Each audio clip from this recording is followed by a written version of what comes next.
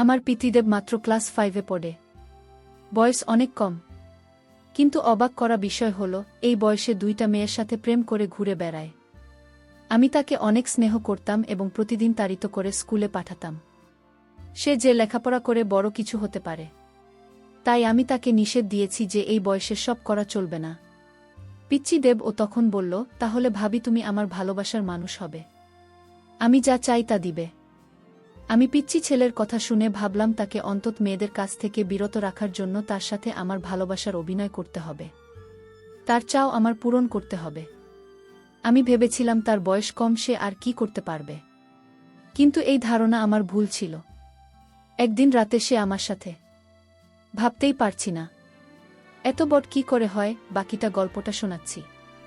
বাসায় ঢোকার সময় বাজারের ব্যাগ থেকে একটা পারফিউম বের করে ভাবি সামনে হাঁটু গেড়ে বসে বললাম, রমণী তোমার জন্য 1000 মানুষের ভিড়ে ঠেলাঠেলি করে মানুষের বিশ্রী ঘামের গন্ধ সহ্য করে নিয়ে আসলাম এই সুগন্ধবিহীন পারফিউম। তুমি এটা হাতে নিয়ে ধন্য কর আমায়। ভাবি তখন রান্নাঘরে রান্না করছিল। গরম খুন্তি হাতে নিয়ে আমায় বলল, 9:30 বেজে গেছে, তাড়াতাড়ি ফ্রেশ হয়ে স্কুলে যা। বলছি আমি মুচকি হেসে ভাবিকে বললাম, আজ তো স্কুলে ক্লাস হবে না। শুধু শুধু গিয়ে লাভ কি? ভাবে রেগে গিয়ে বলল, ক্লাস না হলেও তুই স্কুলে যাবি। কয়েকদিন পর এসএসসি পরীক্ষা, সে খেয়াল আছে। আর স্কুলে না গিয়ে তুই যদি অন্য কোথাও যাস তাহলে কিন্তু খবর আছে। আমি কিন্তু স্কুলে ফোন দিয়ে খবর নেব। স্কুলের পড়া শেখা হয়নি, তাই ভেবেছিলাম স্কুলে যাব না। কিন্তু ভাবি যে ভাবে রেগে আছে, না গেলে আমার খবর আছে, তাই বাধ্য হয়ে স্কুলে গেলাম। স্কুল থেকে বাসায় আসতে আসতে বিকেল হয়ে গেল। ভাবি আমার কাছে এসে বলল, তুই টিফিনে খেতে এলি না কেন? স্কুলের পাশেই তো বাসা, খেয়ে গেলে কি সমস্যা হতো? আমি ভাবি থেকে একটু সরে গিয়ে মাথাটা নিচু করে বললাম, বন্ধুদের সাথে বাইরে খেয়ে ফেলেছিলাম। ভাবি আমার দিকে রাগী চোখে তাকিয়ে বলল, তুই আমার কাছে আয় তো। আমি ভাবি থেকে আরও সরে গিয়ে বললাম, কেন? ভাবি আমার কাছে এসে আমার ডান গালে সজোরে থাপ্পড় মেরে বলল, তুই আবারও সিগারেট খেয়েছিস। সারা শরীর থেকে সিগারেটের গন্ধ বের হচ্ছে। তুই না আমায় কথা দিয়েছে আর কখনো সিগারেট খাবি না? আমি কিছু না বলে মাথা নিচু করে দাঁড়িয়ে রইলাম। আর ভাবিকে বললাম, ভাবি আমি আর সিগারেট খাব না। তুমি যদি আমার একটা গোপন কথা রাখো। তুই ক্লাস 5-এ পুলিশ। উত্তর, আবার কিসের গোপন কথা আমার সাথে? ভাবি, আমি ছোট হলে কি হবে, এখনও আমার পিছনে 2টা মায়া ঘুরঘুর করে। আমি তার কথা শুনে আশ্চর্য হলাম। বলে কি এই পিচ্ছি ছেলে? উত্তর, এসব করার বয়স হয়নি। তুই তোর এই কথা মুখে বলতে একটু আটকাল না। আমি বললাম, ভাবি তুমি যদি আমার গোপন কথা না রাখ তাহলে আমি কিন্তু মেয়েদের সাথে প্রেমে জড়িয়ে পড়ব। আমি তাকে আবার একটা কাপড় দিয়ে বললাম, তোকে এত আদর করে আমি মানুষ করতে চেয়েছি, আর তুই কি না এসব বলছিস? ভাবি তখন রেগেমেগে আমায় বলল, তুই 2 সপ্তাহ আমার ধারে কাছে আসবে না। এই কথা বলে ভাবি যখন চলে যাচ্ছিল, আমি তখন ভাবি পিছন পিছন যেতে যেতে বললাম, আর জীবনেও প্রেমের কথা বলবো না। আমার একটা কথা রাখো ভাবি। ভাবি বলল, তোর কোনো কথা আমি এখন শুনব না আর রাখব না। ঘুম থেকে উঠে দেখি মা খুব চিৎকার চেঁচামেচি করছে। মাকে যখন বললাম কি হয়েছে, মা তখন বলল, জমিদারের মেয়েকে বাড়ির বুক করে নিয়ে এসেছি। 7টা গেছে, এখন ঘুম থেকে উঠে না। এমন সময় খেয়াল করলাম ভাবে তাড়াহুড়ো করে মার কাছে এসে বলল, আসলে মা শরীরটা একটু খারাপ লাগছিল, তাই ঘুম থেকে উঠতে দেরি হয়ে গেল। ভাবের কথা শুনে মা বিরক্ত হয়ে বলল, তোমার তো সারা বছর শরীর খারাপ থাকে, একটা রোগা মেয়েকে ছেলের বুক করে নিয়ে আসলাম। ভাবি কিছু না বলে রান্নাঘরে চলে গেল। আমি ভাবি পিছন পিছন এসে বললাম, ভাবি আমি তোমার কাজে হেল্প করব। ভাবি রেগে আমার দিকে তাকিয়ে বলল, কয়েকদিন পর পরীক্ষা, সেটা মাথায় আছে? যা পড়তে বস গিয়ে। আমি ভাবি দিকে ভালো করে খেয়াল করে দেখলাম ভাবি তার ডান গালটা ওড়না দিয়ে ঢেকে রেখেছে। এত বছর ধরে দেখে আসছি, তাই আর বুঝতে বাকি রইল না। রাতে নিশ্চয়ই ভাইয়া ভাবির গায়ে হাত তুলেছে, ভাবিকে মেরেছে। আমি ভাবি কিছু না বলে নিজের রুমে চলে আসলাম। মাঝে মাঝে ইচ্ছে হয় ভাবের প্রতি অন্যায়ের প্রতিবাদ করি, কিন্তু ভাইয়ের চোখের দিকে তাকিয়ে কথা বলার সাহস কখনোই হয়নি। রাত 11টা বাজে। বড় লাগেজ হাতে নিয়ে বাসায় হাজির। মা অবাক হয়ে জিজ্ঞেস করল, তুই এত রাতে? আপু বললাম, আমি আরে সংসার করব না। ঘুম থেকে একটু দেরিতে উঠলে শাশুড়ি নানা রকম কথা বলে, নন্দী আজেবাজে কথা বলে। সারাদিন সংসারের কাজ করেও কারো মন পায় না। এমনকি মাঝে মাঝে রাতুল আমার স্বামী আমার গায়ে হাত তোলে। আপনার কথা শুনে ভাইয়া রেগেমেগে বলল, কি, তোর স্বামী তাকে মারধর করে? এই রাতুলকে আমি মামলা দিয়ে জেলের ভাত খাইয়ে ছাড়ব। মা কাঁদতে কাঁদতে বলল, তুই কি কাজের মেয়ে নাকি যে তোর এত কাজ করতে হবে? শাশুড়ি হয়েছে দেখে মাথায় উঠে গেছে নাকি? তোকে কিছু বললে তুই কিছু বলতে পারিস না? আর নন্দী যখন আজেবাজে কথা বলে তখন গালে থাপ্পড় মারতে পারত না। ভাবি তখন বড় আপুকে বলল, সংসারে এরকম টুকটাক ঝামেলা হবে, তাই বলে সংসার ছেড়ে চলে আসা। কিন্তু ঠিক হয়নি। ভাবের কথা শুনে ভাইয়া সবার সামনে ভাবিকে থাপ্পড় মেরে বলল, এত বেশি বুঝো কেন? আমার বোনের বোনকে মারধর করবে, আরও এটা মেনে নিয়ে সংসার করবে? এমন সংসারে লাথি মেরে অনেক আগেই চলে আসা উচিত ছিল। এতক্ষণ সবার কথা শুনছিলাম, কিন্তু এখন আর চুপ করে থাকতে পারলাম না। যে ভাইয়ের চোখের দিকে তাকিয়ে কখনো কথা বলেনি, সেই ভাইয়ের চোখের দিকে তাকিয়ে বললাম, কেন পারবে না? ভাবি তো ঠিকই পারছে। আপুকে মেরেছে বলেছে দেখে তুমি দুলাভাইয়ের নামে মামলা দিবে? তুমিও তো ভাবিকে মারধর করে, তাহলে তোমার নামে কি মামলা দেওয়া উচিত? আমার দিকে তাকিয়ে বললাম, নিজের বেলায় 16 আনা আর পরের বেলা 4 আনাও না। ভাবি যদি কোনোদিন একটু দেরি করে ঘুম থেকে উঠেছে তাহলে তুমি তাকে যা তা বলছ।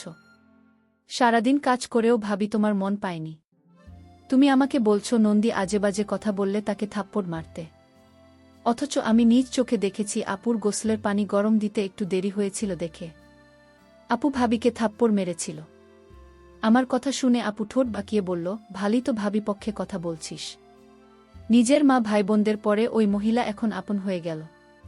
আমি মুচকি হেসে আপুকে বললাম, তুই তো আমার নিজের বোন ছিলি, কখনো কি একটা ফোন দিয়ে আমার খোঁজ নিয়েছিস? ছোট ভাইটা কেমন আছে? আমার বড় ভাই কি কোনোদিন আমার খোঁজ নিয়েছে আমি ঠিকমতো পড়াশোনা করছে কিনা, কাদের সাথে চলাফেরা করছি? কিন্তু ওই মহিলা প্রতিদিন আমার খোঁজ নিয়েছে, আমি কাদের সাথে মিষ্টি, আমি ঠিকমতো পড়াশোনা করছে কিনা, আমার কখন কি লাগবে সব ওই মহিলা খোঁজ রেখেছে। তোরা আপন হয়েও যে কাজগুলো করিস না, ওই মহিলাটা পর হয়েও সেই কাজগুলো প্রতিনিয়তই করেছে। ভাবি এখনো সোফায় বসে কাঁদছে। আমি ভাবিকে বললাম, কেবল বাজে 11টা, এখনো ময়মনসিংহের গাড়ি পাওয়া যাবে। এই সংসারের জন্য অনেক করেছ, যেদিন তোমায় সংসারের মানুষ তোমার প্রাপ্ত সম্মানটা দেবে সেদিন না হয় এই সংসারে ফিরে এসো, ততদিন না হয় বাপের বাড়িতে থাকলে। গাড়ি গন্তব্যের দিকে ছুটে চলছে। বাসের জানালা দিয়ে ভাবি আনমনে বাহিরের দিকে তাকিয়ে আছে। আমি ভাবিকে বললাম, ভাবি এই অন্ধকারে বাহিরে কি দেখছো? ভাবি চোখের কোণে লেগে থাকা চোখের জলটা মুছে বলল, তুই একটা পিচ্চি ছেলে হয়ে তুই আমার জন্য এত কিছু করলি, তোর এই ঋণ আমি কোনোদিন পরিশোধ করতে পারব না। ভাবিকে বললাম, ভাবি তুমি একটু ধৈর্য ধরো, দেখবে সব ঠিক হয়ে গেছে। পিচ্চি ছেলের কথা শুনে আমি বারবার অবাক হচ্ছি। যাই হোক, আমিও ভাবির সাথে ভাবির বাপের বাড়ি চলে এলাম। ভাবে বলল, আমি তোকে আমাদের বাড়ির পাশের স্কুলে ভর্তি করাব। পিচ্চিদের বলল, ও তার একটি নাম আছে, সেটা হল জিসান। পিচ্চি জিসান বলল, আমি স্কুলে পড়ব না, যদি তুমি আমার গোপন কথা না রাখ। বাড়িতে গেলে বাবা আমায় খুব সুন্দর করে থাকতে দিল। যে সংসারে মেয়েদের কোনো মূল্য নেই সেই সংসারে না থাকাই ভালো। বাবা আমাকে এভাবে সাহস দিয়ে বলেছিল, মা তুই আজ থেকে আমার বাড়িতে থাকবি আর তোর দেবর পিচ্চি জিসানকে লেখাপড়া শেখাবেন। পরদিন আমার পিচ্চি জিসানকে স্কুলে ভর্তি করে দিলাম। সে স্কুলে প্রতিদিন যেত। আমি মাঝে মাঝে খোঁজ নিতাম জিসান কি আসলে ভালো করে লেখাপড়া করছে নাকি উল্টাপাল্টা কোনো কিছু করছে। কিছুদিন স্কুলে ভালো করে লেখাপড়া করতে শুরু করল। কিছুদিন পর দেখলাম আমার পিতৃদেব জিসানের পরিবর্তন, সে ঠিকমতো খাওয়া দাওয়া করে না, রাতে লেখাপড়া করে না। আমি তাকে কিছু না বলে আমি তার মনের ভিতর কি চলছে তা জানতে আমি তার স্কুলে লুকিয়ে যেতাম। কিন্তু স্কুলে একদিন লুকিয়ে গিয়ে যা দেখলাম তা দেখে আমার মাথায় মনে হয় আগুন ধরে গেল। এই ছেলে এই বয়সে দুইটা মেয়ের সাথে প্রেম করে ঘুরে বেড়াচ্ছে, আমি তা দেখে অবাক হয়েছিলাম। আমি আজ সিদ্ধান্ত নিলাম, জিসান বাড়িতে আসে আজ তাকে জবাবদিহি করতে হবে। এই বয়সে এসব করা কি ঠিক? স্কুল থেকে জিসান বাড়িতে ফিরল। আমি তাকে জিজ্ঞেস করলাম, জিসান তো স্কুলে কি ঠিকমতো পড়ালেখা করছিস? জিসান বলল, ভাবি কি বলো, আমি আজ সাপ্তাহিক পরীক্ষায় ফার্স্ট হয়েছি। আমি মনে মনে বললাম, আহা বোকা ছেলে, তুই আমাকে বোকা বানিয়ে ফেলতে চাইছিস, এটা তো পাচ্ছি না। জিসান, তুই আমার কাছ থেকে কিছু লুকানোর চেষ্টা করবি না, আমি কিন্তু সব জানি। ভাবের কথা শুনে আমার গলাটা শুকিয়ে গেল। আমি বললাম, ভাবি আমি কি তোমার সাথে মিথ্যা কথা বলতে পারি? আচ্ছা জিশান, তুই আজ আমার সাথে এত বড় মিথ্যা কথা বলতে পারি? তুই তোর বিষয় আমি জেনেছি, তুই এই বয়সে প্রেম করে ঘুরে বেড়াস, তাও একজনের সাথে না, দুজনের সাথে। আমি আজ নিজ চোখে দেখেছি তুই মেয়েদের সাথে বসে গল্প করছিস। আমার চোখে তুমি ফাঁকি দিতে পারবি না জিসান। জিসান, আমি তোকে নিয়ে অনেক স্বপ্ন দেখি। তুই এখন এসব করলে তো তোর জীবনটা নষ্ট হয়ে যাবে। জিসান আমায় বলল, ভাবি আমি জানি না আমার রাতের শরীর কেমন লাগে। আমি জিসানের কথা শুনে বুঝতে পারলাম ওকে এই প্রেম করা থেকে বাঁচাতে হলে আমার তার সাথে কিছু অভিনয় করতে হবে, তার ইচ্ছা আমার পূরণ করতে হবে। যাই হোক, আমি জিসানকে বললাম এসব তোর বাদ দিতে হবে, নইলে আমার অবস্থা খুব খারাপ হবে। কিন্তু আমি জিসানকে বললাম, জিসান তুই কি চাস বলতো? যদি আমার কাছে থাকে তাহলে আমি তোকে দিব। জিসানের মুখে হাসি ফুটে উঠল আমার এই কথা শুনে। ভাবি তুমি যদি আমার মনের আশা পূরণ করো তাহলে আমি সব বাজে কাজ থেকে বের হয়ে আসব। আমি জিসানকে বলেছিলাম, জিসান কি তোর ইচ্ছা আমার কাছে বলতে পারিস? জিসান তখন আমার কথা শুনে স্মরণ পেল। ভাবি তুমি সত্যি আমার ইচ্ছা পূরণ করবে? আমি জিসানকে বললাম, তাহলে কি তোর মনে হয় আমি মিথ্যা কথা বলছি? জিসান বলল, ঠিক আছে ভাবি, রাতে বলবো। রাতে জিসান খাওয়া দাওয়া শেষ করে আমার রুমে এসে বলল, ভাবি আজ আমি তোমার রুমে ঘুমাব। আমার একা একা ঘুমাতে ভয় লাগে। তোমাদের বাসাটা অনেক বড়। আমি জিসানকে বললাম, জিসান তুই তো ছোট মানুষ, তুই কি আমার চাহিদাটা কি বুঝবে? জিসান বলল, ভাবি আমি এতদিন যে একটা গোপন কথা বলবো সেটা আজ তোমায় বলবো। ভাবি বলল, তোর গোপন কথা কি সেটা আমি জানি। আমি ভাবিকে বললাম, ভাবি তুমি জানবে কি করে আমার মনের কথা? ভাবি বলল, দেখ আমি 2টা বছর তোকে লালন পালন করেছি, আর তোর মন কি চায় সেটা আমি বুঝব না। তাহলে কি বুঝবে? আমি ভাবিকে বললাম, ভাবি তাহলে বলো আমার মন কি চায়। ভাবি তখন বলল, তোর মন সবসময় আমাকে নিয়ে ভাবে। তুই রাতে আমাকে নিয়ে স্বপ্ন দেখিস। তুই আমাকে চাস, তাই না? জিসান তখন অবাক হয়ে গেল আর মনে মনে চিন্তা করতে লাগলো, ভাবি আমার মনের খবর কি করে জানি? যাই হোক, ভাবি তখন বলল, তুই তো কিছু একটা ছেলে, তুই কি আমার অভাব দূর করতে পারবে? আর এভাবেই তুমি একটা সুযোগ দিয়ে দেখ না আমি কি করতে পারি। জিসানের মুখে এই কথা শোনার পর মনে মনে চিন্তা করলাম, পিছে একটা পোলা, সে আমার ছেলের বয়স কিনা বলে তাকে একটা সুযোগ দিব।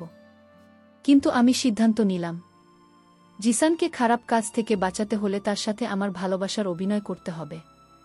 আমি জিসানকে বললাম, আমি যদি তোর মনের সকল ইচ্ছা পূরণ করি তাহলে তুই কি ভালো করে লেখাপড়া করবি? জিসান বলল, ভাবি তুমি একটা সুযোগ দাও, পরে দেখ। আমি পরীক্ষায় ভালো রেজাল্ট করব। তারপর আমার মনের ভিতর বিভিন্ন রকমের চিন্তা ঘুরপাক খাচ্ছিল। এটা কি ঠিক হবে? আমি তো খারাপ কিছু করছি না। আমি বরং জিসানকে মেয়েদের কাছ থেকে দূরে রাখার জন্য আমি তার সাথে অভিনয় করে যাচ্ছি। আমি জিসানকে বললাম, জিসান আজ তোর মনের ইচ্ছা পূরণ করব। তুই আজ রাতে আমার কাছে যা চাইবি তাই পাবি। ঠিক তখনই জিসানের বাবা ফোন করে বলল, বোমা তোমার শাশুড়ি খুব অসুস্থ, তুমি তোমার শাশুড়ি আমাকে ক্ষমা করে দাও, আর তুমি তাড়াতাড়ি বাড়িতে ফিরে এসো। আমার স্বামী আমাকে নিতে আস। আমার স্বামী আমার কাছে ক্ষমা চাইল। আমি তাকে ক্ষমা করে দিলাম এবং আবার আমার স্বামীর বাড়িতে চলে আসলাম। এদিকে জিসান বলল, ভাবি আমার মা অসুস্থ ছিল তাই আর হলো না। আজ কিন্তু কোনো বাধা আমি মানব না। ভাবি বলল, তোর ভাই কাল শহরে চলে যাবে, তারপর দেখা যাবে। বন্ধুরা, নেটওয়ার্কের সমস্যার জন্য সম্পূর্ণ গল্পটি শেষ করতে পারলাম না। পরের পার্টটা আগামীকাল দেওয়া হবে। সেই পর্যন্ত সবাই ভালো থাকবেন। ধন্যবাদ।